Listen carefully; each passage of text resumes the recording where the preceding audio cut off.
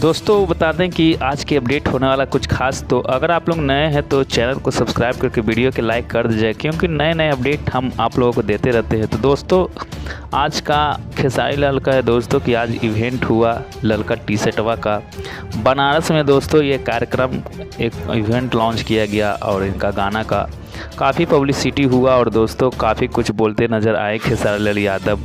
और दोस्तों वही बात कर ले तो इवेंट बहुत ही बड़ा था दोस्तों और काफ़ी लोग आए हुए थे और गाना का जो रिस्पांस मिला, जो इसमें दोस्तों बता दें कि शिल्पी राज का आवाज़ भी संग में है दोस्तों, फीमेल में शिल्पी राज गाई हुई और काफ़ी अच्छा गाना है। तो इसका ज़्यादा से ज़्यादा इसको ट्रेंडिंग में लाइए आप लोग और आशीर्वाद प्यार दुलार जैसे देते रहे वैसे देते रहिए। और काफ़ी अच्छा रिस्पांस इस गाने को मिल रहा है ललका टी शर्टवा। और यामिनी सिंह दोस्तों इसमें देख सकते हैं कि एक्टिंग करते हुए नज़र आ रही है और काफ़ी अच्छा सॉन्ग है। और इसी तरह सा आप लोग आशीर्वाद बनाए रखें खेसारी लाल यादव पर। तो दोस्तों मिलते हैं फिर नेक्स्ट वीडियो में एक नए अपडेट के साथ।